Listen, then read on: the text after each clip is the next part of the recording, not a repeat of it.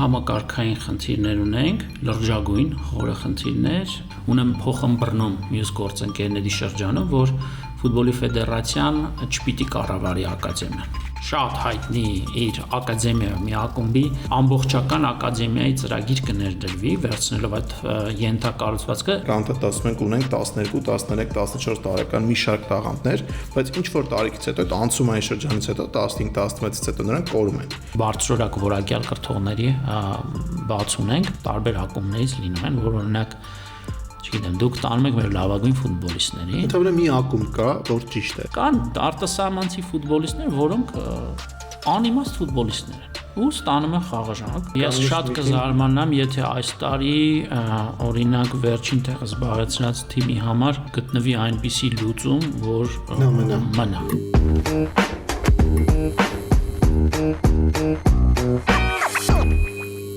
Բարև ձեզ, պարոն Հայրապետյան, շնորհակալ եմ, որ համաձայնեցիք խոսել ֆուտբոլի մասին։ Ասեմ, որ քաղաքականությունից չենք խոսելու, մեր հետևորդների համար, բացի նրանից, որ դուք հանդիսանում եք բարձր տեխնոլոգիական արդյունաբերության նախարարը, նաև Հայաստանի ֆուտբոլի ֆեդերացիայի շահառուների կոմիտեի նախագահն եք։ Ուզում մի փոքր խոսել ձեր մուտքից, ֆուտբոլ, հայկական ֆուտբոլ, թե ինչպես ստացվեց, նաև մեծ ֆուտբոլասեր եք, բացի նրանից, որ ֆուտբոլային գործունեություն եք ծավալում։ Շնորհակալություն, Արմեն։ 2021 թվականին առաջարկեցին ֆեդերացիայի գործընկերները դիտարկել աջակցելու ֆեդերացիայի ղեկավարությանը։ Այն ժամանակ ընտրվեցի գործկոմում։ Դա բացի նրանից, որ պայմանավորված էր ֆուտբոլի հանդեպի մեծ սիրով, նաև ինստիտուցիոնալ առումով տրամաբանական է, որովհետև այն ժամանակ ազգային ժողովի պատգամավոր էի հանդիսանում եւ գլխավորում էի երկար անունով հանձնաժողովը, որտեղ նաև սպորտն էր եւ ի պաշտոնը նաև անընդհատ սպորտային տարբեր կառույցների հետ աշխատում էինք, այդ թվում եւ Հայաստանի ֆուտբոլի ֆեդերացիայի։ Նաև Երևանի շախմատի ֆեդերացիայի նախագահն եք հանդիսանում։ Այո, միևնույն ժամանակ, այսինքն սպորտային առումով երկու տարբեր հետաքրքրություններ ունեի, միտեղ ավելի շատ ներգրավված շախմատի մասով, բայց ֆուտբոլում եւս 21 թվականից սկսեցի ներգրավվածությունս, այնուհետև լրանալուն պես, ժամկետը լրանալուն պես գործկոմում երևի թե մեկամյա դադարից հետո գլխավորեցի շահառուների կոմիտեի նախագահի կոմիտեն։ Իսկ ձեր գործունեությունը աջակցել հայկական ֆուտբոլին ինչ միջոցներով, այսինքն ինչ ճանապարհներով։ Տեսեք, իհարկե կառավարությունում կան ինստիտուցիոնալ կառույցներ, որոնք որ ի պաշտոն է սպորտային տարբեր ինստիտուտների, համայնքների հետ հարաբերվում են։ Նախ եւ առաջ կրթության, գիտության, մշակույթի, սպորտի նախարարության գլխավորությամբ։ Եվ սրանք շատ ինստիտուցիոնալ հարաբերություններ են եւ կան նաեւ մարդիկ կառավարության ներսում, որոնք որ ունեն ընդգծված սեր, գիրք այս կամ այս մարզաձևի նկատմամբ եւ փորձում են հավելյալ իրենց աջակցությունը բերել, ներդրումն ունենալ այդ հարաբերությունների առավել ամրապնդմանը։ Այս իմաստով կարծում եմ, որ երբեք չի խանգարի ֆուտբոլի հավելյալ լոբինգը լավ իմաստով գործադիրում եւ ընդհանրապես երկրում, որովհետեւ ֆուտբոլը կարծում եմ, որ ունի առանձնահատուկ ուշադրության կարիք եւ թերևս այդ ձևավորված արդեն իսկ ինստիտուցիոնալ հարաբերությունների մեջ պոզիտիվ ներդրում ունենալն է, ինչպես նաեւ արդեն բուն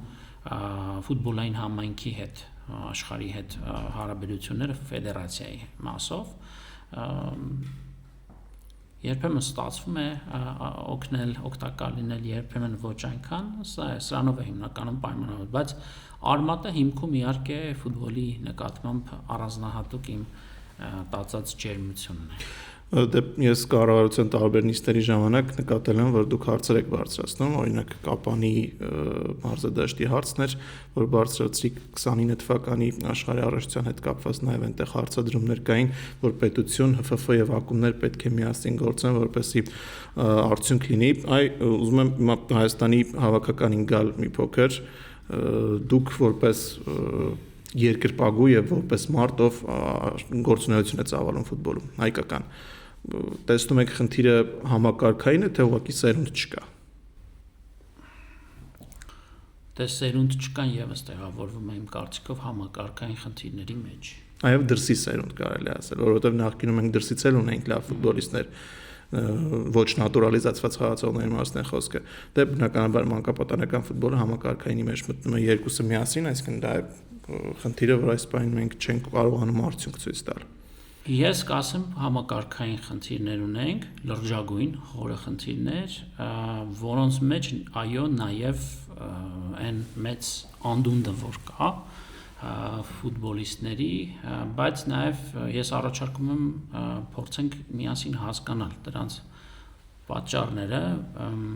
որովհետև նաև երբ մենք չենք խորանում դետալների մեջ, երբեմն ձևավորվում են ակնկալիքներ նախ թիմից, որոնք որ արդարացված չեն, այսինքն կտրված են իրականությունից։ Ես կարծում եմ, որ երբեմն նաև տարբեր մակարդակներով սովորական ֆուտբոլասերից, ով տեսնում է այդ բոլոր շերտերը, մինչև որոշում կայացնողներ եւ ֆեդերացիան եւ գործադիրը, այսինքն պետությունը եւ ակումբները եւ երկրպագուները, ֆան ակումբները բոլորը պիտի եւ խիստ ցանկալի է որ խոսեն այդ մասին, իհարկե նաեւ առաջարկելով լուծումներ։ Հիմա եթե խնդիրների մասին նույնիսկ կդժվարանամ ես առանձնացնել կարևոր եւ ոչ այնքան կարևոր, եկեք միասին բարձրաձայն մտածենք։ Օրինակ խնդիրը իմ կարծիքով ենթակառուցվածքը։ Միանշանակ Համաձայն եք։ Միայն այն տեսանկյունից, որ հայկական շատ քիչ ակումբներ կան, որ ունեն ենթակառուցվածքներ, հիմնականում վարձակալում են ֆեդերացիայից, բայց ֆեդերացիան պարտավոր չէ այդ ենթակառուցվածքները ունենալ ստեղծել։ Դե սկսենք ակադեմիայից, Ավանի ակադեմիայից։ Ավանի ակադեմիայի հետ կապված ես կարող եմ ասել, որ շատ վաղուց հիշում եմ, դեռևս գործկոմում իմ ներգրավվածության տարիներից անընդհատ այդ հարցը բարձրացրել եմ ես գործընկերների հետ եւ միշտ ուրախությամբ արձանագրել եմ, որ ունեմ փոխըմբռնում մյուս գործընկերների շրջանում, որ ֆուտբոլի ֆեդերացիան չպիտի կառավարի ակադեմիան։ Սա իմ համոզմունքն է եղել։ Պետք է տա ակումբի ինչ որ։ Հա։ Իսկ ինչու է պարտավոր ֆեդերացիան ունենալ ակադեմիա, հետո տալ ինչ որ ակումբի։ Սկսենք նրանից, դե արդեն ուներ ակադեմիա։ Հա։ Ֆուտբոլի ֆեդերացիան ուներ ակադեմիա պատշաճ ենթակառուցվածքով եւ ֆուտբոլի ֆեդերացիան իմ կարծիքով որևէ պարագայում չպիտի հանդիսանար կողմ։ Ֆուտբոլի ֆեդերացիան պիտի լիներ այն հովանոցը, որի ներքո պիտի ֆուտբոլային հանրությունը, ֆուտբոլային աշխարհը իր գործունեությունը ծավալել։ Եվ ես ունեի այն համոզմունքը, որ ակադեմիան որևէ ակումբ պիտի վերցնի, խիստ ցանկալի էր, որ դրսում գործունեություն ծավալող միջազգային որևէ լուրջ ակադեմիա ունեցող ֆուտբոլային ակումբի տրվի կամ որևէ ծրագիր ներդրվի եւ նորից եմ ասում, շատ ուրախ եմ, որ այդ ողջ ընթացքում ըստ էության ես ինձ շատ հասկացված եմ զգացել, որովհետեւ ներսում կար այդ ըմբռնումը, որ իսկապես ֆուտբոլի ֆեդերացիայի առաքելությունը դա չէ։ Հիմա առաքելությանը իմ կարծիքով, իմ տեսանկյունից իհարկե կանրադառնանք։ Եվ ես ուրախությամբ կարող եմ ասել, որ այս տարիների ընթացքում տարատեսակ բանակցություններ են ընթացել եւ այս տարի կարծես թե հանգուցալուծումը կլինի։ Իմ ունեցած տեղեկություններով 26 թվականի աշնանը բավականաչափ հայտնի մի ակումբի աշխարհում հայտնի մի ակումբի եւ աշխարհում հայտնի շատ հայտնի իր ակադեմիա մի ակումբի ամբողջական ակադեմիայի ծրագիր կներդրվի, վերցնելով այդ ենթակառուցվածքը, ինչ նկատի ունեմ ասելով full ակադեմիա, որովհետև խոսքը ֆրանչայզի մասին չէ, այսինքն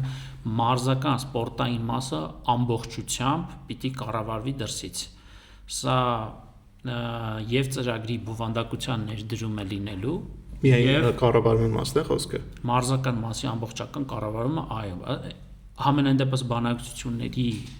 առանցքում նման հարց է դրված որովհետեւ մեկ բան է ամբողջական ակադեմիա եւ մեկ բան է որ այլ ձևաչափերով օրինակ եթե կհիշեք ժամանակին նախորդ սեփականատերերի օրոք օրինակ նոայի Վիլյարեալի հետ համագործ խոսքը դրա մասին չէ խոսքը Յուվենտուսի ձևաչափով ակադեմիա ունենալը գուցե ավելի մեծ դրսից մարշչական, մասնագիտական, փորձագիտական ներգրավվածությամբ հենց Հայաստանում ինչու է սա կարևոր տարբեր պատճառներով նախ կրկին իմ ունեցած տեղեկություններով այն ակումբը որը որ հուսամ շուտով կհայտարարվի այդ մասին ունի իրապես մեծ փորձառություն ֆուտբոլիստներ արտադրելու եւ աշխարհին մատակարարելու։ Այս մտքից կարող են կարճել ինչ որ ակումբներ ասել, մոտավորապես հոլանդական կամ պորտուգալական կողմից։ Դե ամեն դեպքում առաջարկում եմ սպասել, որովհետեւ ես նաեւ այդ լիազորությունը չունեմ այդ մասին հրապարակային խոսելու, բայց հերու չեք աշխարհագրորեն համենայն դեպս ձեր ենթադրություններում Ես կարող եմ ասել, որ մյուս կողմից նաև շատ կարևոր է մասնագետների ֆիզիկական Հայաստանում գտնվելու հանգամանքը։ Ինչու, որովհետև գիտեք, տարատեսակ պարբերաբար ֆեդերացիան դասընթացներ է կազմակերպում իր ունեցած սահմանափակ ռեսուրսներով, որովհետև երբեմն նաև տպավորություն է ստեղծում, թե ֆեդերացիան ունի միլիարդներ, որոնք որ չգիտի թե որտեղ պիտի ներդնի, բայց ցավոք սրտի դա այդքան էլ չի համապատասխանում իրականությանը եւ ըստ էության եղած ռեսուրսներով տարբեր փուլերում տարատեսակ ծրագրեր են իրականացվում, բայց դրա ազդեցությունը իմպակտը այնչափ մեծ չէ, որ օրինակ ամբողջական ակադեմիայի պարագայում, նույն Յուվենտուսի պարագայում մի քանի բարձրորակ մարզիչներ, մասնագետներ ծրագրի շրջանակում պիտի ապրեն, գործունեություն ծավալեն Հայաստանում, կրթեն երեխաներին, մասնագետներ պատրաստեն եւ այսպես շարունակ։ Այսինքն Ավանի ակադեմիայի մասով կարող եմ ասել, որ դա մի ենթակառուցվածք էր, որը կարծում եմ, որ վերջապես կստանա իր հանգուցալուծումը եւ լավագույնս կկառավարվի բովանդակային իմաստով եւ ինչպես դուք նշեցիք կան մի քանի ակումբներ օրինակ Երևանում տեղակայված եւ մարզերում Երևանում կառանձնացնեինք երևի Փյունիկ Ուրարտու չգիտեմ նոա անվանեմ թե չէ դե Երևանի տարածքից դրանից դուրս եւ երևի թե Շիրակը որովհետեւ Արարատ Արմենիան հիմնականում վարձակալում է ակադեմիայում ունի տարբեր թիմերը, բայց որպես այդպիսին ենթակառուցվածքը հիմնականում այս թիմերն ունեն, ընդ որում դժվար է անվանել ակադեմիա, ավելի շատ երևի կասեի օրինակ ֆուտբոլային դպրոցներ, ինչը շատ լավ է, ինչ իմաստով, որ օրինակ, չգիտեմ, եթե չեմ սխալվում,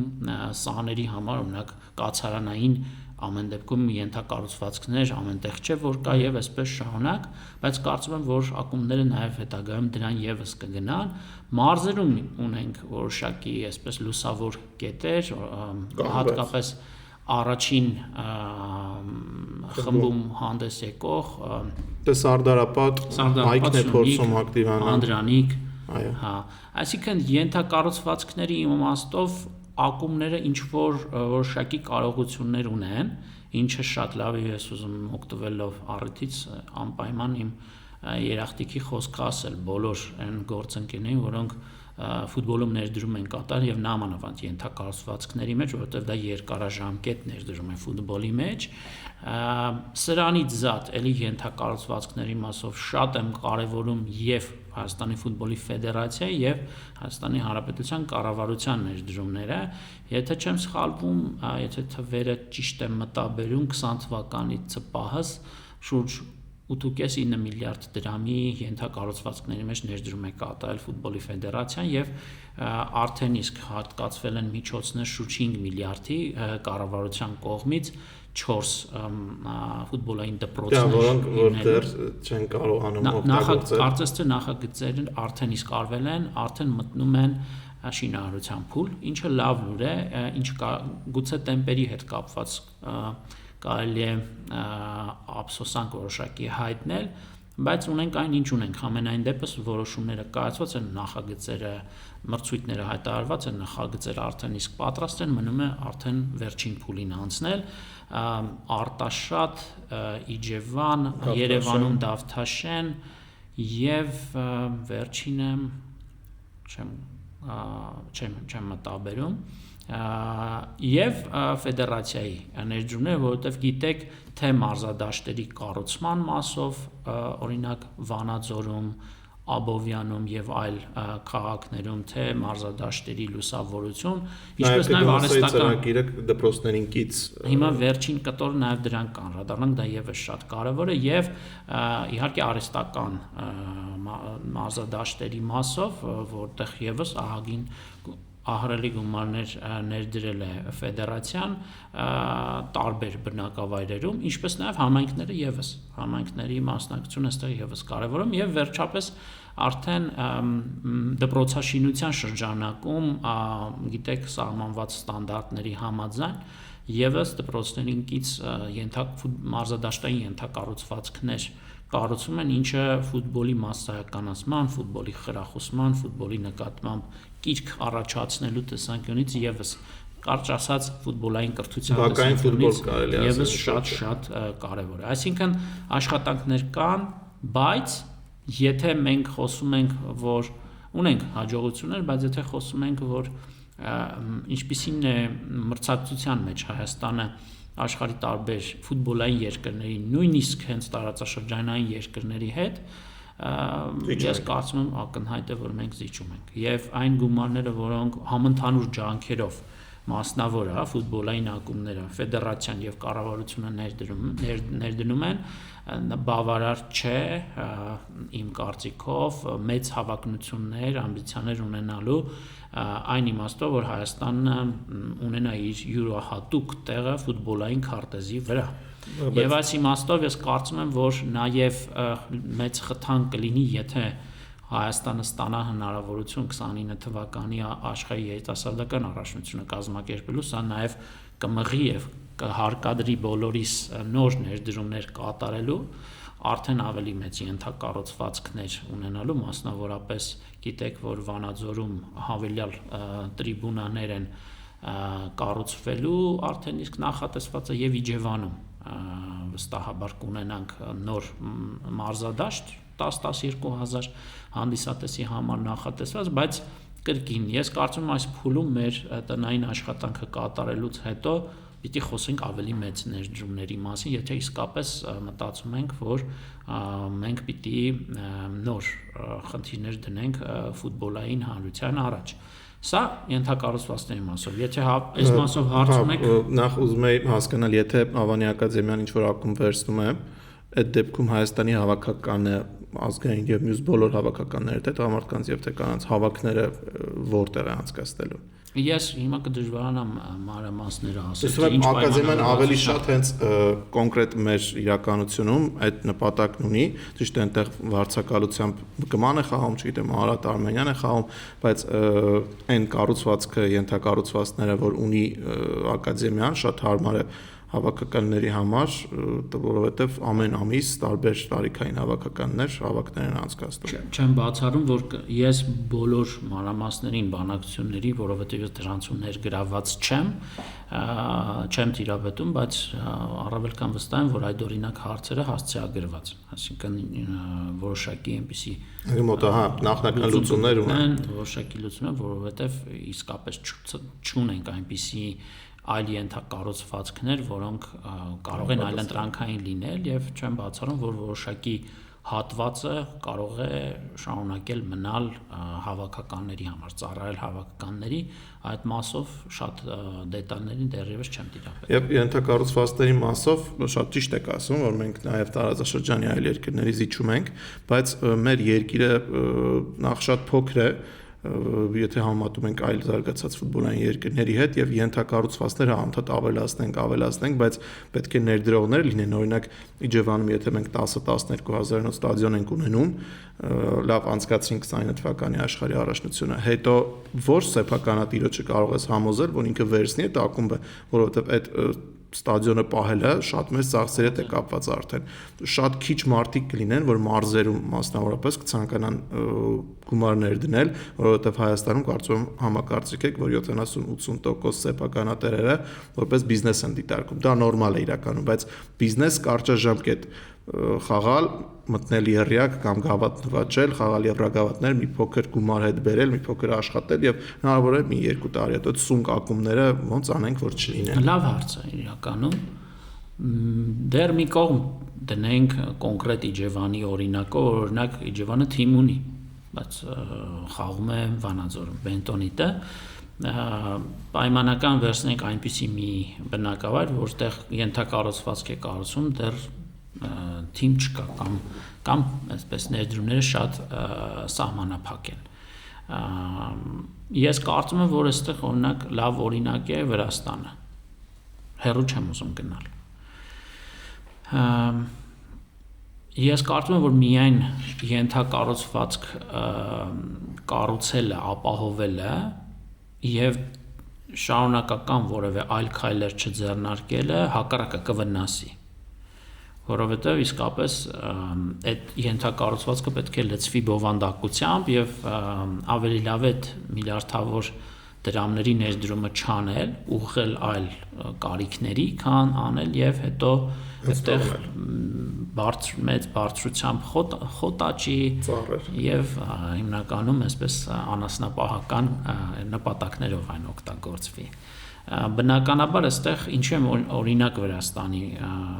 մասին ուզում խոսել, որ այնտեղ լիցենզավորման ճանապարհ են անցնում ակումբները ֆեդերացիայի կողմից, որոշակի պայմաններ կան, օրինակ, չգիտեմ, մանկապատանեկան ֆուտբոլի այս քանակի X քանակի թիմեր ունենաս եւ այսպես շարունակ։ Եթե լիցենզավորման այդ գործընթացը բարեհաջող անցնում են,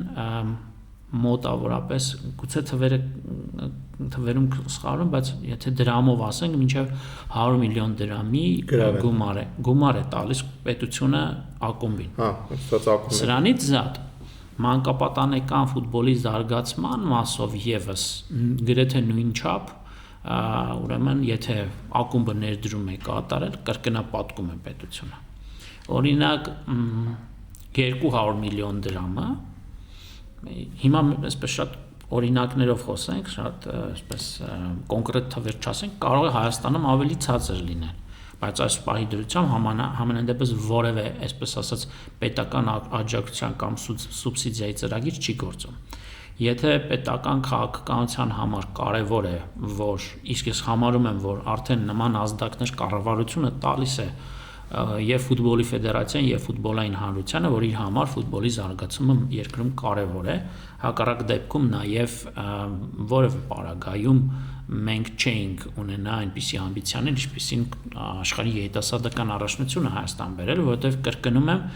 այդ առաջնությունը ոչ միայն զբոսաշրջիկները բերելու կամ 1 ամիս 25 օր մեզ զբաղեցնելու է ու տոնական տրամադրություն է ապահովելու Հայաստանում եւ Վրաստանում, ինչպես նաեւ տեսանելիությունն է բարձրացնում, բայց որ ոչ պակաս կարեւոր է, դա նաեւ ենթադրում է, որ դրա արդյունքում մնայուն արժեքներ են ստեղծվելու ֆուտբոլի համար, մարզաշխարհի համար։ Եվ դրանք այն ենթակառուցվածքներն են, որոնք հետագայում պիտի աշխատացվեն։ Եվ ես կարծում եմ, որ միայն այսպես զուգընթաց գործընթացների շնորհիվ մենք կկարողանանք այդտեղ ձեր ասած ռիսկերը զրոյացնել, հակառակ պարագայում, եթե պետությունը չխրախուսի, իսկ ֆուտբոլի ֆեդերացիան այդ գործիքակազմը չունի, ակնհայտորեն չունի, որ սուբսիդավորի այս կամ այն ներդրողի ծախսերը, ապա այդտեղ լրջորեն խնդիրների առաջ ենք կանգնելու։ Իհարկե կարելի է այդ մարզադաշտերը այլ նպատակներով եւս կազմակերպել ավելյալ եկամուտներ, այսինքն մարզերում ինչ որ միջոցառումներ, դա հրաշալի է, ավելին դա պիտի պարտադիր պայման լինի։ Ակումբին այս կամ այն ենթակառուցվածքը տրամադրելիս պիտի նաև նմանատիպ պայմաններ բնականաբար դրվեն, որպեսզի նաև դա այդտեղ մի տարատեսակ մասսայական միջոցառումներ են, բայց դրանց վրա կառուցել ամբողջ ֆուտբոլային ակումբի ստեղծման եւ զարգացման տրամաբանությունը, դա կարծում եմ, որ անմտություն կլինի։ Հետևաբար, կարծում եմ ժամանակը կգա եւ նաեւ մենք խոսենք արդեն պետական ավելի մեծ աջակցության ծրագրերի անխուսափելիության մասին։ Կարծում եմ այս փուլում հաշվի առնելով այն բոլոր օբյեկտիվ հանգամանքներից բխող են բոլոր կարիքները, որտեղ պետությունը ահռելի գումարներ է ներդնում եւ անվտանգային, եւ սոցիալական, եւ առողջապահական, եւ կրթական, պետք է այս ամբողջը հաշվի առնել, բայց ես կարծում եմ առավել քան վստահ եմ, որ ապագայում հաշվի առնելով այն երկխոսությունը, որ ֆուտբոլի եւ պետության միջև կայանում է, դա անխուսափելի է։ Խոսենք երևի կրթության մասին, որովհետեւ մենք խոսեցինք ենթակառուցվածքների կարեւորության մասին, մյուս կողմից այն սերունդը, որ դուք մատնանշում եք, որ ասում եք, այ եւ տեղական եւ նաեւ սփյուռքյան, այդպես անվանենք, որովհետեւ այս ամբողջը նախ եւ առաջ հենց մարդկանց մասին է, ովքեր որ պիտի խաղան ֆուտբոլ եւ հաջողություններ կերտեն մեր պետության, մեր ժողովրդի համար, այդտեղ իհարկե շատ կարեւոր է ֆուտբոլային կրթությունը եւ այստեղ իհարկե տարբեր ակումբներ իրենց ներդրումները, իրենց ավանդը ունեն, որովհետև չմոռանանք, որ իմ կարծիքով ֆուտբոլիստի պատրաստման նախ եւ առաջնային հասցեատերը հենց ակումբն է ինքը։ Եվ այստեղ նաև կարծում եմ, որ ֆուտբոլի ֆեդերացիան պիտի շարունակի այն բոլոր ծրագրերը, որ ունի, թե օրինակ մարզիչների պատրաստման, բոլորովին նոր որակական մարզիչներ ունենալու հարցում, տարատեսակ կրթական, ֆուտբոլային կրթական ծրագրեր հասանելի դարձնելու առումով, եւ այս իմաստով իհարկե նաև այն դրսի ակադեմիաները, որոնք որ պիտի Հայաստանում գործունեություն ծավալեն, կարծում եմ ել ավելի է կարևորվում դրանց գործունեությունը։ Ես շատ ողջևորվում եմ իրականում Յուվենտուսի մասին, ակադեմիայի մասին շատ չխոսվեց ընդհանրապես, շատ ռեզոնանս չգտավ, գուցե որ սկսի գործունեությունը, բայց երբ մենք բուն բովանդակության մեջ ընկղմվում ենք, իհարկե դա շատ մեծ ողջևորություն է առաջացնում ինձ մոտ ամենայն դեպս, որովհետև շատ կարևոր է, որ մենք չարփակվենք մեր սեփական գիտելիքների մեջ, ընդհանրապես առհասարակ կյանքում, բայց գալով հենց ֆուտբոլին, այստեղ եւս բաց լինենք դրսի լավագույն փորձը ներմուծելու Հայաստանի համար հասանելի դարձնելու գործում, չլինենք, կարծում եմ, առոգանտ։ Ինձ թվում է մեր գլխավոր խնդիրներից մեկը դրանում է ոչ թե առոգանտ լինելու, այլ մարզչական խնդիրը ժամանակակից ֆուտբոլում շատ արդիական է, իսկ Հայաստանում, չգիտեմ, կարծում եմ գլխավոր խնդիրներից մեկն է, որ մենք ունենում ենք ինչ-որ տաղանդներ, մենք անդադար ասում ենք ունենք 12, 13, 14 տարեկան մի շարք տաղանդներ, բայց ինչ-որ տարիքից հետո, այդ անցումային շրջանից հետո 15-16-ից հետո նրանք կորում են։ Ինձ թվում է այդ մանկավարժի աշխատանքը Կարեն Դեմիրճյանը չէ, լավ խոսք ունես, մենք մանկավարժներին հավանում ենք մշակներ։ Իրենք չունեն այդ հոգեբանությունը, քչեր ունեն, բոլորին իհարկե սա չի վերաբերում։ Ես շատ հաճախ լինում եմ իմ ընկերներից ոմանք իրենց երեխաներին տանում, ես տեսնում եմ, թե ոնց է երեխաները պարապում, մարզիչները մարզչական գործ չեն անում։ 10 տարեկան երեխային չեն սովորեցնում, որ խոտի վրա խաղալիս պետք է ձեռքով գնդակը մտցնել խաղ մեջ, ասում են լավ դա երևի ընթացքում կսովորի։ Ես անկեղծ տեսագրություն ունեմ, ձեզ ցույց կտամ եթերից հետո, եթե չեմ սխալվում, 10 տարեկանների առաջնությունն է, տուգանային հարված է նշանակում, երեխան գալիս եւ հարվածում է իր դարպասին։ Չգիտի որ պետք է առաջ գնա դրսակցի դարպասին պետք է գոլ խփի անհնար է թե դու 10 տարեկան ֆուտբոլիստին չես սովորեցրել դա էլ ինչի մասն է խոսքը այդ մարզչական խնդիրը շատ լուրջ է ես կարծում եմ ավելի լավ է 15 տարեկան երեխաներին բոլորին տանել դուրս ովքեր լավ տաղանդավոր են երևում են այնտեղ փորձեն ինչ որ կրթություն ստանալ քան նրան այստեղ վճանան համաձայն եմ դրանով էր նաև պայմանավորված որ հենց նախ եւ առաջ ես կենտրոնացա հենց մարզչական ուրեմն կարողունակությունների վրա, որովհետև ես կարծում եմ, որ այստեղ շատ մեծ բացեր ունենք, դուք եք ձեր խոսքում այդ մասին հաստատում, որովհետև այստեղ սա հիմնարար խնդիր է, ֆուտբոլի մեջ հիմնարար խնդիրներից մեկն է, որ կրթողների բարձրորակ որակյալ կրթողների բաց ունենք եւ այստեղ եւ ակումբները իհարկե եւ ֆեդերացիան լուրջ անելիք ունեն իհարկե նորից եմ ասում տարատեսակ դասընթացներ արվում են ժամանակ առ ժամանակ բայց ես կարծում եմ որ ֆիզիկական ներկայությունը Հայաստանում այդ միջավայրում ապրելը երեխաների հետ ապրելը մարզիչների հետ ապրելը եւ անդադար աշխատանքը կարծում եմ որ կենսական նշանակություն է ունենալու ֆուտբոլի զարգացման համար մենտալիտետն էլ արդեն կարողանան ընկալել որովհետեւ դրսից շատ բարդ է մեր մենտալիտետը հասկանալ նույն Խոակին Կապարոսը որ եկել էր Հայաստանի ազգային հավաքական շատ բան չէր հասկանում չէր ընկալում հետո ամիսների ընթացքում ինչ որ բաներ հասկացա որ հայերի հետ պետք չէ այսպես պետք է ինչ որ տեղեր զիջել պետք է շատ խիստ լինել ուղղակի Արմեն ինձ զարմացրեց ամեն դեպքում առոգանտության վերաբերյալ իմ ակնարկին ձեր ռեակցիան որովհետև ես չէի ուզեի որ մենք թերագնահատենք նաև այդ գործոնը ընդհանրապես նորը վերցնելու նախ սեփականը խոստովանելու սեփական գիտելիքների սահմանափակ լինելը խոստովանել դրանք տեսնելու ճանաչելու այդ մասին խոստովանելու խնդիր ունենք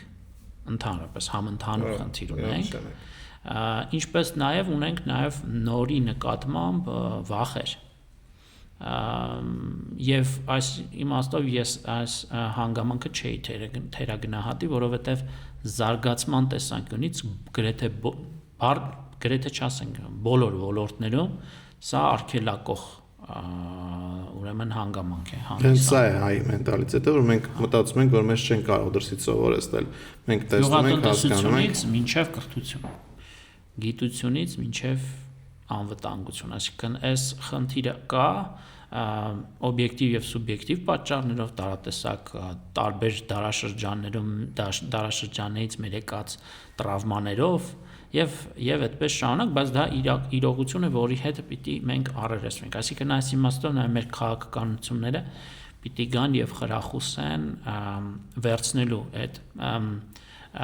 նորը, տարբերվողը, բայց նորն ու տարբերվողը, որը օրինակ այլ տեղ աշխարհի մի այլ անկյունում արդեն իսկ արդյունք է ապահովել։ Հետևաբար իհարկե տեղայնացնելով այդ ամենը մեր մտածողությանը, մեր մտածելակերպին, բայց այդուհանդերձ մենք պիտի ցածկենք այնտեղից որտեղ գտնվում ենք եւ դա ըստեյության արդյունք չի տալիս։ Դա բայց մենք քանի տարի մենք խոսում ենք դրա մասին, ես ինչ հիշում եմ հայկական ֆուտբոլում, նաեւ երկրպագու ժամանակ երբ շփվում էի տարբեր մասնագետների հետ իրենք ասում էին, որ եթե ուզում ենք արդյունք ունենալ, պետք է ասենք մեզնից 10 տարի ոչ ոք ոչինչ չպահանջի, չասեք ինչու 17-երը, 19-երը, 21-երը ազգայինը պարտվում են։ Մենք փորձենք զարգացնել մանկապատանեկան ֆուտբոլը, բայց ոչ ոք այդ ռիսկին չի գնում, որովհետև հիմա կոնկրետ մարդու մասին չխոսենք, յուրաքանչյուր նախագահ ֆեդերացիա երբ գալիս է, ինչ-որ ժամկետ ունի, ենթադրենք ղեկավարման 2 ժամկետ ունի 8 կամ 9 տարի։ Ինքը մտածում է այդ ընթացքում արդյունք տալու մասին։ Ինքը չի ասում, լավ ես փորձեմ սկսել 0-ական կետից կամ չունեմ 1-ից 2-ից 15 տարի հետո արդյունք ունենալու ակնկալիքով, այս ընթացքում ոչինչ թող ոչինչ չլինի, բայց 15 տարի հետո կհիշեն իմ մասին եւ կասեն, տեսեք, նախորդ նախագահը եկավ 0-ից սկսեց, փոխեց ամեն ինչ ու հիմա արդյունք կա։ Ոչ ոք այդ ռիսկին չի գնում։ Այսինքն ինչ որ պահի ցտում է պետք է ինչ որ մեկը կանգնի եւ ասի 0-ից ենք սկսում, ոչ թե բերում ենք էլի դրսից խաղացողներ, էլի նատուրալիզացնում ենք 5 տարի սպասում ենք, որ ինչ որ լավ լեգիոներ խաղա Հայաստանում, չենք կարողանում կտրվել դրսի ֆուտբոլիստներից։ Ես չեմ ասում, որ վատ է դրսի խաղացողները գալիս են հավաքական, բայց նրանք ճանապարհ են փակում ոմանց համար։ Ոմանք ուշ են բացվում, 22-ում են բացվում, 25-ում, 28-ում, բայց ինչ որ տարիքում բացվում են։ Դա ինձ թվում է մենք ֆուտբոլիստները կորցնում ենք։ Գիտեք, ես միշտ խուսափում եմ որևէ բան ծայրահեղացնելուց, բայց նկատի ունեմ այդ ծայրահեղական մոտեցումները հիմնականում ես փորձում եմ գտնել այնպիսի մի մոտեցում, որ նաև հաշվի կառնի այդ պահի դրությամբ մեր ունեցածը, որը երբեք չի կարելի չգնահատել։ Մենք տեսեք խոսեցինք բարձրագույն խմբից, չմոռանանք, որ նաև այսօր ունենք, նախկինում չենք ունեցել առաջին խումբ, որը մրցունակ է, որտեղ 8 դուբլ թիմեր, դուստր թիմեր ունենք եւ 8 ոչ դուստր թիմեր ունենք, այդ թվում եւ հիմնական մեծավ մասամբ մարզային թիմեր, որը ինձ համար ինչ որ նշանակություն ունի, դա տարիների աշխատանքի, նվիրման, ներդրումների, հավատքի արդյունք է, բայց դա չենք ունեցել եւ այդպես շարունակ, այսինքն մենք ունենք օրինակ ԲԿՄ, որը հիմա բանակի թեմային էլ կուզեմ առանձին որպես մակարդակ անդրադառնանք ֆուտբոլի զարգացման կամ չզարգացման տեսանկյունից, բայց մինչև այդ հիմա ԲԿՄ-ն թողարկել է եւ թողարկում է ֆուտբոլիստներ, որոնք մրցունակ են, հրավիրվում են Հայաստանի հավաքական, հիմա ասենք արտասահմանում են խաղում տարբեր ակումբներով եւ դա եւս չենք ունեցել։ Եվ օրինակ նույն ԲԿՄ-ի պատմությունը ես ինչու եմ սա առանձնացնում, ԲԿՄ-ի հետ կապված միշտ ինչ որ խոսակցություններ հատկապես տարբեր ակումբներից լինում են, որ օրինակ չգիտեմ, դուք տանում եք մեր լավագույն ֆուտբոլիստներին։ Ընդհանրապես մի ակումբ կա, որ ճիշտ է, ամեն ինչը ես կարծում դա Շիրակն է, որովհետև Շիրակը խաղացնում է այդ խաղացողներին, բայց տարիքը լրանում 17-18 տարեկան խաղում են իրենց թիմում, բայց երբ լրանում է, գնում են ԲԿՄ։ Իսկ հետո ինչ է լինում նրանց հետ։ Դե 1 կամ 2 տարի խաղում են, 1.5 տարի, 2 տարի խաղում են։ ԲԿՄ-ում խաղալուց հետո ուր են գնում այդ ֆուտբոլիստները։ Հետ են գնում էլի Շիրակ։ Ու էլի խաղում։ Իսկ եթե չլիներ ԲԿՄ-ն ես նկատի ունեմ, որ միայն Շիրակի դժգոհությունն է տեղին, որովհետև նույն Ուրարտուն չի խաղացնում այդ խաղացողներին։ ԲԿՄ-ում կոփվում են, դառնում են խաղամակարդակին հավասար կամ նույնիսկ ավելի բարձր մակարդակ ունեցող ֆուտբոլիստ ու հետ են գնում Ուրարտու, բայց Ուրարտուի սեփականատերը կանգնում եւ դժգոհում է, որ ԲԿՄ-ն իր խաղացողներին ոչ միայն Ուրարտու։ Ես դեպք գիտեմ։ Ոչ միայն։ Այո, ես այդ ֆուտբոլիստների քանի տոկոսն է, օրինակ 27 խաղ ունենք, ճիշտ է, 3 շրջանով 27 խաղ։ Նոայի կազմում, Արարատ Արմենիայի կազմում, Ուրարտուի կազմում քանի խաղ պիտի անցկացնեին։ Մենք հնարավոր է փոխարինման մտնեն մինչև 7-8 խաղ, 10 խաղ։ Լավագույն 9-10 խաղ, այդ էլ փոխարինմամբ։ Մենք այսօր հնարավորություն ենք տվել ԲԿՄ-ով ֆուտբոլիստին անընդհատ խաղալ, որը ֆուտբոլիստի կայացման, զարգացման համար 1 ամենակարևոր գործոնն է։ Իսակ Հակոբյանը գնացել է Արարատ Արմենիա, չի խաղալն է, ֆուտբոլ խաղալն է, որ ֆուտբոլիստին զարգացման ճանապարհ է ֆուտբոլիստի համար բացում, եւ այս իմաստով ես ինչու Շիրակին այդ ուրեմն համաձայն եմ ձեզ հետ, որ Շիրակը այս իմաստով տարբերվում է, բայց մյուս կողմից էլ ամեն դեպքում ստեղծվել է մի լուծում հաշվի առնելով բոլոր հանգամանքները, որ մենք պիտի հաշվի առնենք, նկատի ունենանք, որ այդ հանգամանքների մեջ ստեղծվել է մի լուծում եւ պիտի ասեմ ի պատիվ եւ ֆուտբոլի ֆեդերացիայի եւ Հայաստանի Հանրապետության Պաշտպանության նախարարության, այսինքն կառավարության ստեղծվել է այդ ակումբը, որը հնարավորություն է տալիս շարունակականությունը չդադարեցնել ֆուտբոլիստի աճի։ Ֆուտբոլիստի աճի, կրկնում եմ, կենսական կարևոր նախապայմանը, որ օրինակ բարձրագույն խմբում, ինչու ոչ նաև գիտեք ՎԿՄ-ում նաև ունենք ֆուտբոլիստներ նաև առաջին խմբում են խաղում, որոնք մեր աչքի առաջ աճում են։ Եվ այս իմաստով նաև այն ակումբները, որոնք իրենց գուցե կարող էին հավասարաչափ կամ մի քիչ ավելի պակաս, բայց խաղաժամանակ տրամադրել, այդուհանդերձ մենք ունենք այն, ինչ ունենք, այսինքն ունենք անվտանգային հարցեր, որոնք չի կարելի անտեսել, եւ այս իմաստով նաև շատ կարևոր է, որ ֆուտբոլասերները անընդհատ իրենց մտքում սա ունենան, անընդհատ։ Այսինքն մենք պիտի հիշենք, որ ունենք բանակ, ունենք պարտավորություններ անվտանգային եւ այդ համատեքստում պետությունը փորձել է գտնել կոմպրոմիսային մի տարբերակ։ Դա չի կարող բոլորի համար լավ լինել, ինչ որ մեկի համար Դա այդպեսին է ստացվել մեր ճակատագիրը համենայն դեպս, նաեւ չմտնելով քաղաքական հարցերի մեջ, ես կարծում եմ, որ երկարատև խաղաղությունը նաև իր հետ ոչ միայն տնտեսական էֆեկտներ են բերելու,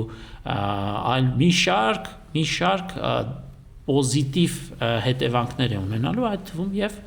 ինչու ոչ նաև ֆուտբոլի համար։ Գուցե սա շատ փոքր ինչ որ մի շերտ է ողջ պատմության մեջ,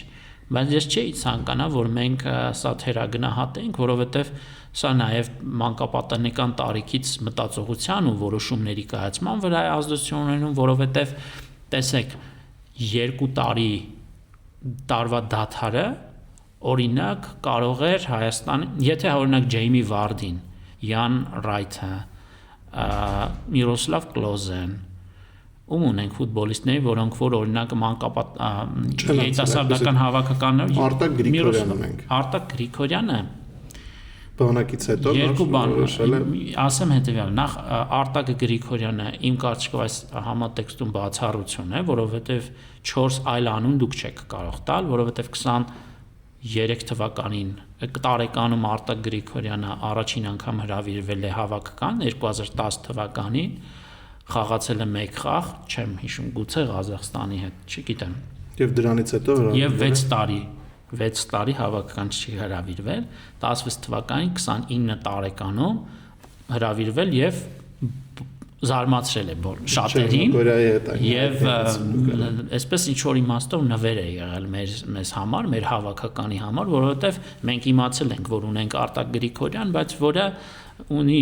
որոշակի խաղամակարդակ, որը չի համապատասխանում հավաքականին, բայց այդ իմաստով դա մեծագույն անակնկալներից մեկն էր մեզ համար, որ հետագայում Արտակ Գրիգորյանը իր աննկարագրելի մեծ ավանդը ունեցավ եւ ես շատ մեծ այսպես ոգևորությամբ էի դիտում իր խաղին հենց իր նվիրման համար, բայց Արտակ Գրիգորյանի պատմությունը օրինաչափություն չէ իմ կարծիքով։ Բացի այդ, եթե չեմ սխալվում, բանակում ծառայելու ժամանակաշրջանում որոշակի ձևաչափ գտնվել է, որ Արտակ Գրիգորյանը նաև ֆուտբոլ խաղացել է, հիմա չեմ ուզում դետալների մեջ մտնել, նախ ամբողջությամբ չեմ տիրապետում, բայց ես կարծում եմ, որ ամբողջությամբ չէր 2 տարվա դադար չի եղել, բայց եթե նույնիսկ պարզվի, որ սխալ է իմ տեղեկատվությունը, կարելի է Արտակից ճշտել այս տեղեկատվությունը, ամեն դեպքում դա օրինաչափություն չէ։ Միրոսլավ Կլոզեն, իմ ամենասիրելի ֆուտբոլիստը Զինեդին Զիդանը, իհարկե երիտասարդական հավաքականներում խաղալու փորձառություն ունեցել է, բայց ազգային հավաքական հրավիրվել է 22 տարեկանում 94 թվականին, բայց առանձնապես շատ մեծ ինչ որ ֆուրոր չի առաջացել եւ Զիդանին հիշում են 96-ից, չէ, 96-ից։ Դե 98, չէ, ես 96-ից եմ հիշում եւ կարծում եմ, չգիտեմ, չեմ ուզում ասեմ, որ ֆուտբոլի սիրահարները, բայց փոքր եք եղել երևի 96-ից եւ 96-ին արդեն 72 թիվ էր 24 տարեկան պատկերացրեք Զիդանը 2 տարի, ասենք 90-ից 92 թվականները ֆուտբոլով չզբաղվեր։ Ավարտ իմ կարծիքով, այդ ինչ ֆենոմենալ մարդ պիտի լիներ իրականում, որ կամ Կլոզեն, որը 0 խաղ է անցկացրել երիտասարդական հավաքականներում եւ 70-ից ավել գոլ է խփել Գերմանիայի հավաքականում արդեն ավելի մեծ հասակում։ Ջեյմի Վարդին էլ շատ լավ օրինակ։ Ջեյմի Վարդին հրաշալի օրինակ է եւ շատ կան այդպիսի, գուցե հիմա չմտաբերենք, ժամանակ չունենք այդքան, բայց այս իմաստով, սա եւս ինչ որ իմաստով խոչընդոտ է, որտեղ մենք համընդհանուր ջանքերով փորձել ենք լուծում գտնել։ Ես կարծում եմ, սա միայն պիտի ոգևորություն առաջացնի իրականում ակումբներում, որովհետև ակումբները նախ, ինչպես դուք նշեցիք, Շիրակի օրինակը դեռ մի կողմ դնենք, չեն խաղացնում մեր ֆուտբոլիստները։ Միսակ Հակոբյանը, Արարատ Արամյանը, Մարամ Խամոյանը Նոայում Ուրարտուի կազմը, որի նայում ենք, Ռոբերտ Արզմայանը հայ ֆուտբոլիստներին խաղալու հնարավորություն տալիս է, բայց այդ հայ ֆուտբոլիստներից շատերը անցել են հենց ԲԿՄ-ի համակարգով եւ Ուրարտուի սեփականատերը դեպք է եղել, երբ նայել է ԲԿՄ Ուրարտու խաղը ու կոնկրետ ֆուտբոլիստի հարցրել է, ում սանն է, որ sense դա խաղում, ասել են ձեր սանն է։ Հա։ Իր սանն է եղել ինքը։ Մենք օրինակ ունենք գործընկերներ ֆուտբոլային աշխարհից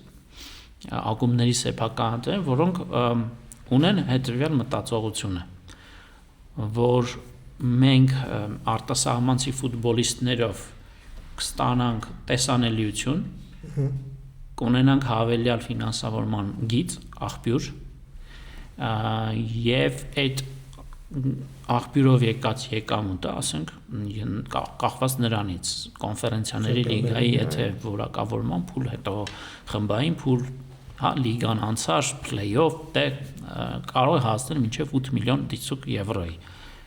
որը շատ մեծ գումար է իրականում իմ կարծիքով հայաստանյան ակումբի համար, եւ իրենց հիմնավորումը կարող է լինել, որ օրինակ այդ գումարի մի մասը պիտի ներդրվի ֆուտբոլային դպրոցի կայացման մեջ, ես հակված եմ հավատալու, բայց օրինակ սա մի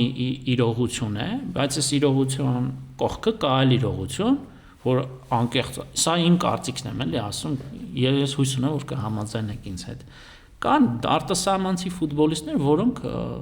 անիմաստ ֆուտբոլիստներ են, ու ստանում են խաղաժանակ, ընդհանրապես ֆուտբոլային ինտելեկտ չունեն, ոչինչ չունեն, չեմ կասկածում, որ կարող եք, եւ ես կարող եմ ասել, որ այդտեղ ես դա ինձ մոտ շատ դառը նստվածք է միշտ թողնում, որովհետեւ դիցուկ եթե օրինակ խոսենք Նոայի մասին, եթե խոսք օրինակ Սանգարայի մասին է, Սանգարը նույնիսկ շատ ուրախ եմ, որ ինքը շարունակում է խաղալ մեր առաջնությունը եւ շնորհակալ եմ Նոայի ղեկավարությանը, որովհետեւ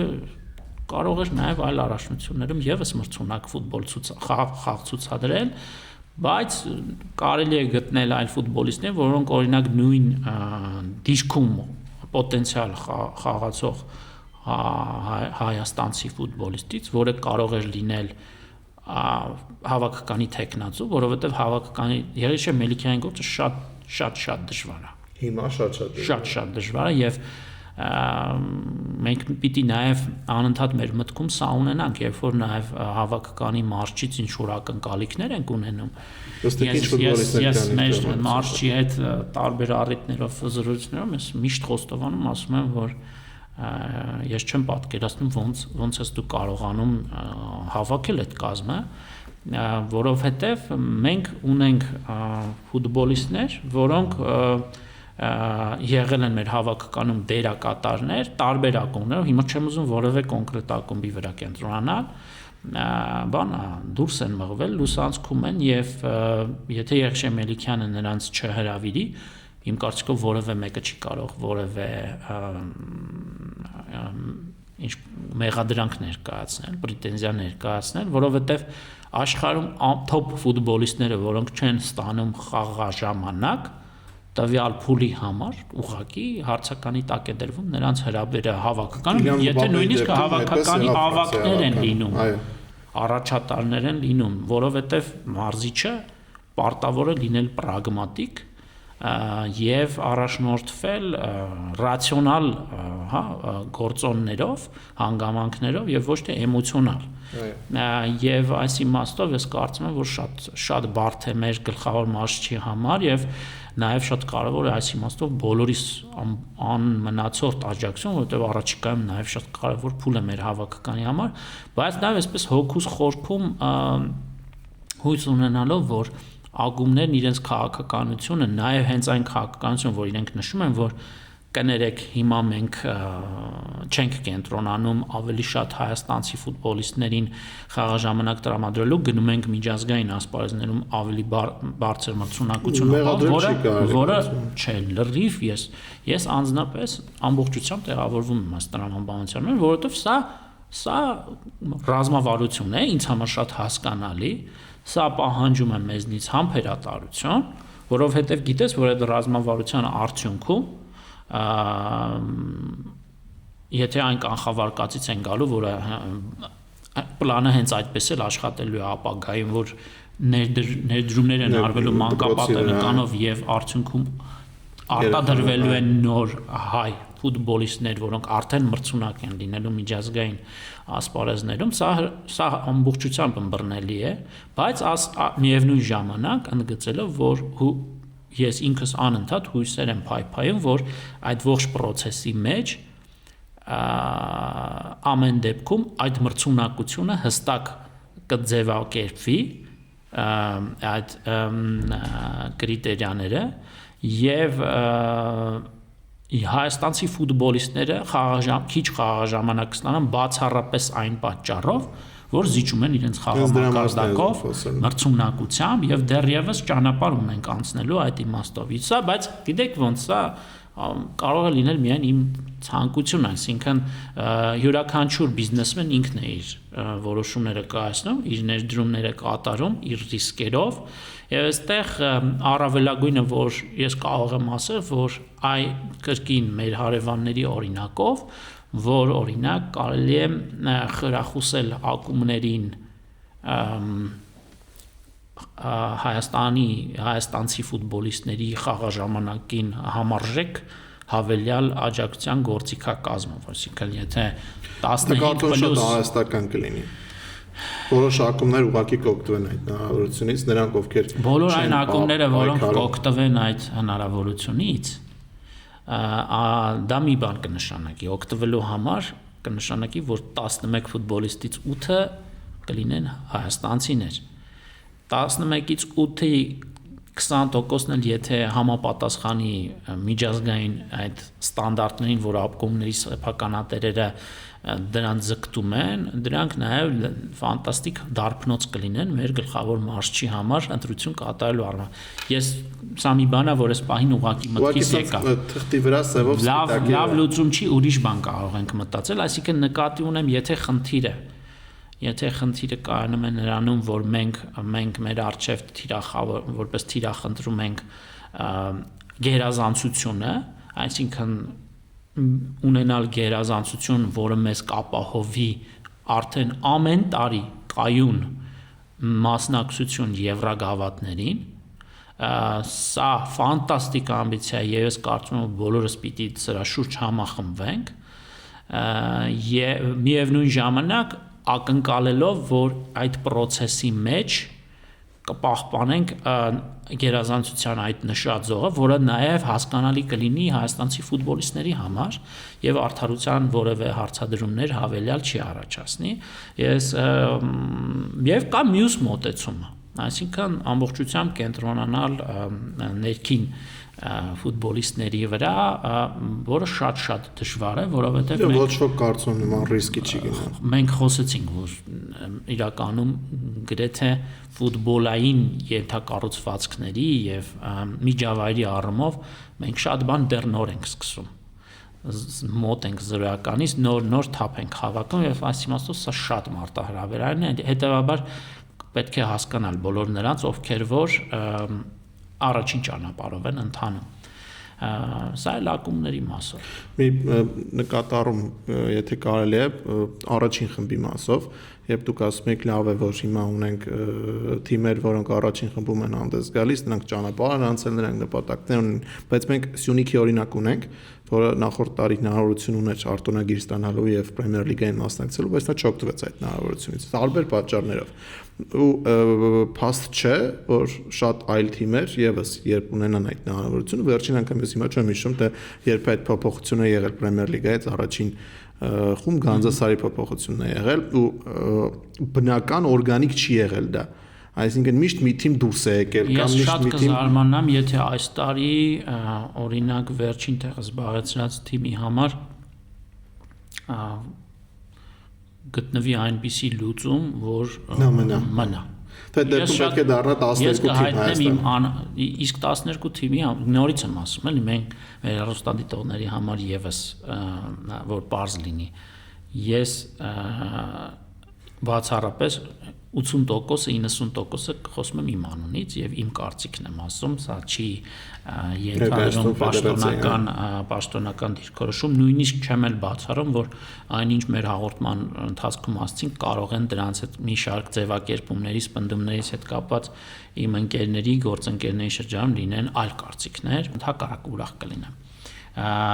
Այստեղ եւս իմ կարծիքով 12 թիմ ունենալու պահը դեռևս չի հասունացել, ես կարծում եմ այս փուլի համար հաշվի առնելով շատ հանգամանքներ ունենալ 10 թիմ դա շատ օպտիմալ է եւ ես կարծում եմ որ այս տարի պետք է հրաժեշտ տալ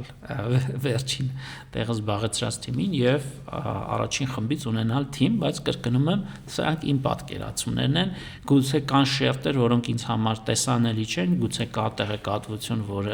որը ինձ հասանելի չէ եւ դրանք փոխեն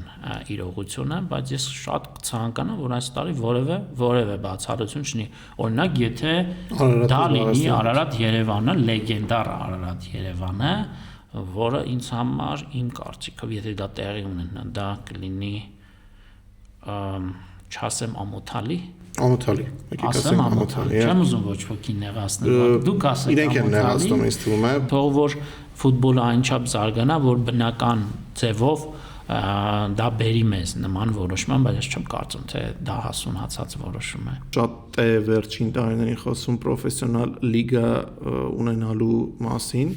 դա մի գաղափար է կարծում եմ, որը շատ լավն է, բայց այսպես ասած փուչ է, որովհետև չեմ կարծում, որ մեր օրյա իրականությունում ակումբների սեփականատերերը, հայկական ակումբների սեփականատերերը կարողանան նստել սեղանի շուրջ միասին եւ որոշում կայացնել մի տարի մեկը լինի, մյուս տարի մյուսը ձեր կարծիքը տեսականորեն հնարավոր է պրոֆեսիոնալ լիգա ունենալու։ Ես հանդիսանում եմ պրոֆեսիոնալ լիգա ստեղծելու գաղափարի ջատագովներից կամ այդ գաղափարի պաշտպաններից մեկը եւ դա համարում եմ անխուսափելի։ Ուղղակի չգիտեմ դա երբ տեղի կունենա, նաև ասեմ ի պաշտոնե ժամանակին դեռևս գործկոմում եղած ժամանակներից տարբեր ակումբների սեփականատերերի հետ երևի թվով 4-5 սեփականատերերի հետ նաև քննարկել ենք լրջորեն բանակցությունների գործընթացով անցել ենք, որովհետև ակումբները այդ շրջանում ասում էին, որ մենք պատրաստ ենք ֆեդերացիան չի ուզում, ֆեդերացիան ուզում է ամբիցիա ունի ինքը այդ ամբողջ process-ները կառավարելու, վերահսկելու։ 5 ղեկավարները գոնե համաձայն էին միասին։ Նրանցից մեկի անհամաձայնությունը համենայն դեպս հոդս ցնդեցրեց այդ ողջ գործընթացը, որովհետև դա պիտի լիներ կոնսենսուսային որոշում։ Հիմնական փաստ, ընդ որում նախ բոլորը համաձայնեցին, որ այդ հրապարակային պնդումները, որ ֆեդերացիան չի ուզում զիջել իր դիրքերը եւ չկազմակերպել առաջնությունը, ուղղակի դրանք անհիմն էին այդ տեսակ պնդումները։ Ես եթե չեմ սխալվում, գուցե ֆեդերացիան հրապարակային եւս խոսել է այս մասին, պրոֆեսիոնալ լիգայի մասին պաշտոնյաների մակարդակով, եթե ոչ ես վստահեցնում եմ, որ այդ շատ թեժ քննարկումներ եղել են, բայց հետո հասկացանք, որ երևի թե ակումբները դեռևս ամբողջությամբ պատրաստ չեն, սեփականատերից մեկը ուղղակի ասում էր, որ եթե մենք ինքներս ստեղծենք լիգան հովանավորչական որոշակի խնդիրներ կունենանք, ֆեդերացիան իր կողմից ասում էր, որ ամբողջ փաթեթը պատրաստ է փոխանցել, հետո պարզվեց, որ իրականում դա չի խնդիրը եւ արդյունքում մենք ժամանակ ենք կորցնում։ Ես կարծում եմ, որ կգա մի պահ, որ կկարողանանք համախմբել ամբողջ ֆուտբոլային հանրությանը եւ գնալ այս ճանապարհով։ Սա կարևոր բարեփոխում է լինելու իմ կարծիքով ֆուտբոլում եւ նաեւ հնարավորություն է տալու ֆեդերացիային կենտրոնանալ իր իրական միսիայի առաքելության վրա, որովհետեւ երբ դու սկսում ես ամեն ինչով զբաղվել, դու ոչինչ չես հասցնում անել։ Եվ նաեւ կարծում եմ պետք է նայել աշխարհի փորձին որ ֆեդերացիան առաջնության հետո մրցավարների հետ կապված ֆեդերացիային ղեկավարության հասցեին ինչ որ մեղադրանքներ ընտրում։ Ես կարծում եմ, որ այն պահին, օրինակ մեր այսօրվա հարցազրույցից հետո, եթե բոլոր ակումբները հանկարծ կասեն, որ չկա նման բան, որ իմ ասածները չի համապատասխանում իրականությանը, դա մեծ ձեռքբերում կլինի, դա կնշանակի, որ մենք ունենանք սուպեր, լիգա, պրոֆեսիոնալ լիգա, սուպեր լիգա գնացի Պերես դեպի Ֆլորենտինո Պերես, եւ այս իմաստով սա մեծ ձեռք։ Ես պատրաստ եմ իմ հեղինակության վրա որոշակի հարվածներ ստանալու գնով դրթել եւ մոտիվացնել ակումբներին ամեն դեպքում գնալ այդ որոշումը։ Եթե ոչ, եթե իսկապես բնականon ճանապարհով այդ պահը դեռևս չի հասունացել, ապա միևնույնս անխուսափելի եւ պիտի գա մի պահ, որ ֆեդերացիայի հովանո ներքո առաջնորդությամբ ակումբները մեկ սեղանի շուրջ նստեն, դեռևս 10 ակումբները կամ ինչպես կորոշվի եւ ձեր լավատեսությունը շատ է դուր գալիս, բայց ես առավել քան վստահ եմ, դա հնարավոր է անել եւ դա պետք է անել։ Եվ եթե օրինակ տեխնիկական են, եթե կան վախեր, որոնք տեխնիկական արմատ ունեն, այդ վախերը պետք է եւ ֆեդերացիան եւ հնարավորության դեպքում, եթե այդտեղ անելիք ունի կառավարությունը, օժանդակեն, աջակցեն, որպեսզի փարատվեն եւ մենք գնանք այս ճանապարհով ու թողնենք, որ ֆեդերացիան կենտրոնանա ազգային հավաքականի, մյուս հավաքականների, ֆուտբոլի մասսայականացման ուղղությամբ եւ այսպես շարունակ։ Այնպես որ ես ըստ գաղափարի պաշտպաններից եմ, եթե դա է ձեր հարցը։ Եվրոպական ֆուտբոլից էլ մի փոքր խոսենք, բայց մինչեւ այդ մի քանի հարց բլից այսպես հետաքրքիր են պատասխանները։ Թիմում մեկ աստղային խաղացող, թե հավասար հնարավորություններով ֆուտբոլի։ Երկրորդը։ Ակումբային ֆուտբոլ, թե հավաքականների։ Չէ, շատ բլից հնարավոր չէ, թե Հայաստանը հանենք Հայաստանը։ Ոչ, հավաքական։ Շատ գոլերով խաղ, թե տակտիկական շախմատ։ Երկրորդը։ Վառով, թե առանց վառի։ Վառով։ Մեկ բան, որը կարող եք փոխել հենց հիմա հայկական ֆուտբոլում, ինչը կլինի դա։ Երևի ավելի մեծ մտածել, ավելի մեծ երազել։ Ինչ թվաց կասեք պրոֆեսիոնալ լիգա ստեղծել։ Չէ, դա անկախ ամեն ինչից կստեղծվի։ Եթե մեկին պետք է բացատրեք ինչ է ֆուտբոլը, որ խաղացույց կտակ։ Սուբյեկտիվ եմ լինելու։ Բնականաբար։ Դիցուկ 2002 թվականի մայիսի 15 Լևերկուզենի Բայերի հետ իմ սիրելի թիմի խաղը։ Այո, մեկ կանոն կարող եք փոխել ֆուտբոլում, որը կլինի դա։ Չունեմ այս պահին առաջարկ։ Մեկ մարշի Հայաստանի հավաքականը կարող եք տալ 10 տարով։ Ցանկացած ով կլինի նա։ Մարսելո Բիելսա։ Եվ եթե ձեր կյանքը կախված լինի 11 մետրանոցից, ում կվստահեք։ Ֆուտբոլիստներից Հենրիխ Մխիթարյան։ Խոսենք Ռեալից, ձեր եւ նաեւ սիրելի ակումբից, որի գործերը այնքան էլ լավ չեն վերջին ամիսների ընթացքում, նույնիսկ կարելի ասել տարիների 1.5 տարվա ընթացքում, ինչ խնդիրներ եք տեսնում։ Ալոնսոն եկավ, իր համակարգը փորձեց ներդնել, չստացվեց, նախ ինչու ձախողեց Ալոնսոն։ Գուցե կարելի է Ալոնսոին մի քիչ ավելի երկար ժամանակ տալ, բայց ես նաեւ հասկանում եմ, որ ճնշումը Ռեալում շատ մեծ է, շատ մեծ է։ Եվ հանդերձանի ներսում եւ իհարկե Բեռնաբեուի ներսում եւ դրանից դուրս գլոբալ։ Ես կնախընտրեի, որ մի քիչ ավելի երկար ժամանակ տայինք ձախողելու համար, որովհետեւ որպես մարզիչ իր ձեռագրով կարծում եմ կար հավանականություն, որ իր մոտ կստացվեր։ Այլ բան, որ տարբեր կարծիքներ են հնչում, որ ուղղակի կառավարումներ ձախողել հանդերձանի կառավարումներ ձախողել, եթե դա իսկապես դեղին մամուլին հավատանք եւ դա իսկապես պարզի, որ իրականություն, ապա այդտեղ միանշանակ սատարում են Պերեսի որոշման, որովհետեւ նման պարագայում անիմաստ է տանջել բոլորիս եւ այս իմաստով լավ լուծում էր օր առաջ բաժանվել իրարից Համենայն դեպս լավ խաղեր, ես կարծում եմ, որ ունեցավ Ալոնսոյի օրոք, որոշակի ձեռագիր եւս կարող է նկատվել։ Տեսեք, օրինակ Gareth Bale-ը համարում է, որ Ռեալին տակտիկապես պետք չի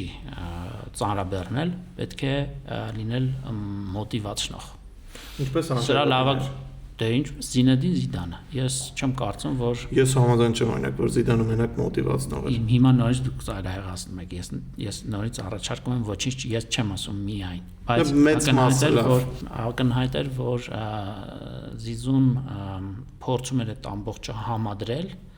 եւ իմ կարծիքով ավելի մեծ մաս կազմում էր օրինակ ընդմիջման ժամանակ իր ելույթները, որովհետեւ եթե նայեք շատ եւ շատ խաղերի կարևոր ծանր խաղերի ճակատագիր վճռվել է օրինակ խաղի երկրորդ հատվածում եւ դա տարբեր փորձագետներ հենց կապում են այդ էմոցիոնալ ուրեմն ելույթներով եւ ոգեշնչելու, ոգեկոչելու իր կարողություններով եւ իհարկե նույնիսկ լռության մեջ իր անքննելի եւ բացառիկ հեղինակությամբ, որովհետեւ իսկապես շատ կարծում եմ, որ նաեւ ֆուտբոլիստների համար այդ տեսակ հեղինակությունները ամեն դեպքում ճնշող են։ Որքան էլ որ այդ ֆուտբոլիստները կարող են լինել որոշակի սանձարձակությամբ, մի քիչ չարաճճի, բայց մարդու մասն ենք ասել։ Միշտ ֆուտբոլում դե հիմա Ռեալից դա հեռու չի ցավոք սրտի, Վինիսիուսի մասն է, բայց ոչ միայն։ Այնտեղ կան գերաստղեր եւ այդ գերաստղերի էգոները իմ կարծիքով ամեն դեպքում բնությունն է այնպեսին է ստեղծել մեզ մարդկանց, որ այդ անգամ այդ տեսակ էգոները զսպվում են, երբ օրինակ բացառիկ հեղինակության հետ գործ ունես։ Arbeloa-ի հետ կապված լավատեսություն չունեմ, ինչպես օրինակ պրոֆեսիոնալ լիգա ստեղծելու գաղափարի մասով։ Դա իստու ժամանակավոր է անկախ ամեն ինչից։ Բայց Arbeloa-ն ակնհայտորեն մեկ բան կա, որ մնայուն իր հետ բերում է, դա Վալդեբեբասն է, այսպես ասած, որովհետև կարծում եմ, որ նա ով այդ աստիճանակարգությամբ գալիս է դեպի գլխավոր մարզ չի պաշտոն, անգամ աշխարհի լավագույն գլխավոր մարզիչները, որոնք հայտնի են տակից ֆուտբոլիստներին շանս տալով, այդ ճանապարհը ավելի էֆեկտիվ է, որովհետև այդ մարզիչները չունեն բավարար չափ ժամանակ խորությամբ ճանաչելու, հասկանալու, տեսնելու ուժեղ կողմերը եւ թույլ կողմերը մանկապատանեկան թիմերի եւ այս իմաստով փորձը ցույց է տալիս, որ երևի թե Անչելոտի օրոք ով ընդհանրապես փոխարինումներ չանում ու անհասկանալի էր ինձ համար, որովհետև 3-0 հաղթում ես 4 օրից չեմպիոնների լիգա ունես 72-րդ րոպեին, ես շատ կոնկրետ դեպք եմ ասում եւ շարունակում էր անհասկանալի կերպով առաջին կազմին մաշեցնել եւ դա էլ հասկանալի չէր ինձ համար եւ այսօր Անչելոտի օրոք մենք չէինք իմանա որ Դիագո Պիտարխի կամ Պիտարչի, չգիտեմ ոնց է ճիշտ։ Հա այդ ֆուտբոլիստը, որը գեղեցիկ տրիվելաներով փոխանցումներ է տալիս, անդադար աշխատում է դաշտում եւ ոչ միայն ինքը, այսինքն սա կլինի մնայուն եւ գոնե դրա համար պետք է շնորհակալ լինել Arbeloa-ին, բայց ես չեմ կարծում, որ երկար, այսինքն մի քանի տարի կմնա Ռեալի ղեկին։ Բայց ֆուտբոլում ամեն ինչ հնարավոր է եւ չեմ բացառում, ուղղակի այդ զգացողությունը չունեմ։ Նույնիսկ եթե Ռեալը այս տարի ինչ որ գավաթ հաղթի, ինչը կարծում եմ անհնար է, գոնե չեմպիոնների լիգայում անհնար է, ես կարծում եմ Arbeloa-ն չի մնա։ Իրականում խնդիրները ինձ թվում է հենց հանդերձանից են բոլոր խնդիրները գալիս, անընդհատ խոսում է որ Մբապեն ու Վինիսիուսը նույն թիմում չպետք է լինեն, երկուսն էլ ձախ եզր են սիրում, նրանց այդ համակարգը հենց այդտեղ է կորում, երբ երկուսն էլ անընդհատ գնում են ձախ եզր, կենտրոնական հարձակվողի խնդիր է առաջանում, կիսապաշտպանները Կրոսից, Մոդրիչից հետո չունեն այդ որակը խաղը վերահսկելու որակը շատ խոցելի է, պաշտպանությունում դարձել Ռեալը այդ ամեն ինչը կարծես մեկ տեղվել է։ Ես ասած Վինիսիուս, Մբապե զույգի մեջ չեմ տեսնում մարտահրավեր, իմ կարծիքով հիմնական խնդրը դա կիսապաշտպանական գծում է ստեղծագործ ինտելեկտուալի բացակայությունն է։ Իհարկե ամենայն արգանքով Ռեալի 15 համարը Արդան ըստ էության եղած կիսապաշտպանական գծից ամենաստեղծագործն է, բայց ակնհայտ է գոնե թե իմ կարծիքով, որ որևէ պարագայում չեմ տեսնում այդ հնարավորությունը, որ կլինի փոխարինող Կրոս, Մոդրիչ, Սեբալյոսը անտանելի ֆուտբոլ է խաղում եւ չեմ համարում, որ բայց շատ մեծ պոտենցիալ է ֆուտբոլիստ է։ Գուցե եղել, որտեվ չի կարելի 5 տարի այդ Մենք Հայաստանում է այդպես 23 տարեկան մենք ասում ենք մեծ ապագայով ես ամենայն դեպս իսկ արդեն մյուս ֆուտբոլիստները Չուամենի, Կամավինգա, նույնիսկ Վալվերդեն, որը ֆանտաստիկ է իրականում, բայց դժվար է անվանել ստեղծագործ եւ բարձր ֆուտբոլային ինտելեկտով, այսպես գեղագիտական խաղ ցուցադրող, այս իմաստով ես կարծում եմ Ռեալի ղեկավարությունը մահացու բաց թողում է կատարել իմ կարծիքով թերագնահատելով հենց այդ ստեղծագործականությունը դաշտի կենտրոնում։ Միգուցե մտածում էին, որ Ջուդ Բելինգեմը ավելի խորքից վերադառնալով Բորուսիական արմատներ ապագան էին փորձում նրա համար։ Հա, բայց պարզվեց, որ Հենրիխը ավելի ունիվերսալ էր, քան Ջուդ Բելինգեմը։ Գուցե հիմա ես շատ այսպես գլուխ եմ գովում, որպես մեր հայրենակցի, բայց ես այդպես եմ տեսնում ամենայն դեպս, որովհետև Հենրիխը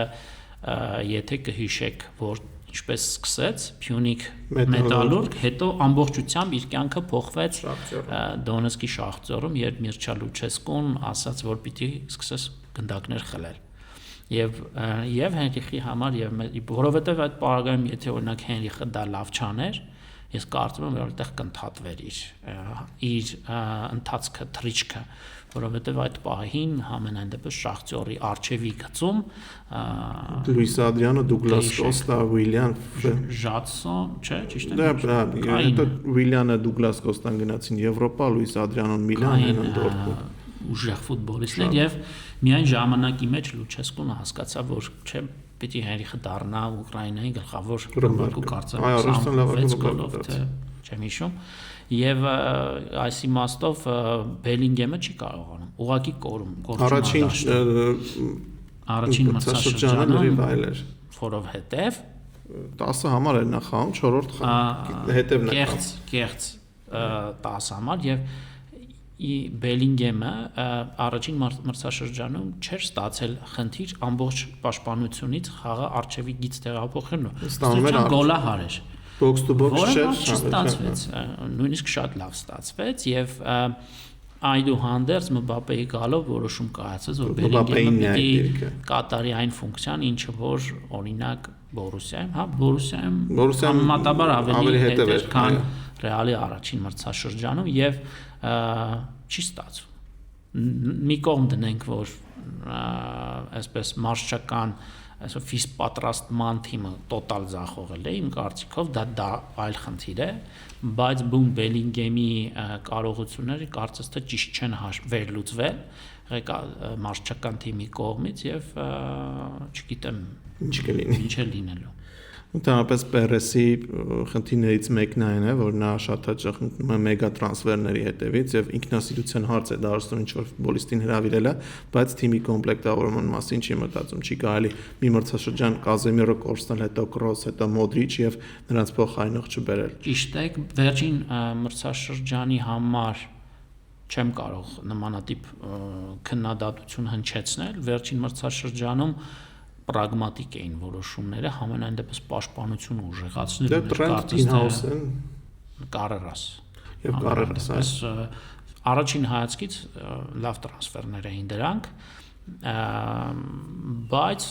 կրկին կենտրոնում Մոդրիչի գլխավոր դիրքը Ռեալի համար որոշվեց, որ պիտի շեշտը դրվի Գյուլեր, Բելինգեմ եւ չգիտեմ ճիշտ է որ մենք ընդհանրապես մեզ թույլ ենք տալիս քննադատել օրինակ Ֆլորենտինո Պերեսի հսկաների, ովքեր որ ֆուտբոլը ուղնուծուցով գիտեն։ Հիմա post factum մենք բայց եկեք անենք, ամեն դեպքում եկեք քննադատենք, նաև ես երկրպագուի իրավունքով դա անեմ, որովհետև իրենց սխալ որոշումները նաև մեր շաբաթվա տրամադրության վրա են հաստատում։ Բայց ես մի բան էլ ասեմ ռեալի թեմա, որ ես կարծում եմ, որ կա շանս անհասկանալի եւ անտրամաբանական կերպով Լա լիգան հաղթելու անհիմն նույնիսկ դա երկրպագուի ավելի շատ այսպես էմոցիաներս են խոսում ցանկություն էր թե ավելի շատ Wayne Rooney թե Emmanuel Adebayor Rooney թե Diego Forlan Rooney թե Diego Milito Rooney թե Didier Drogba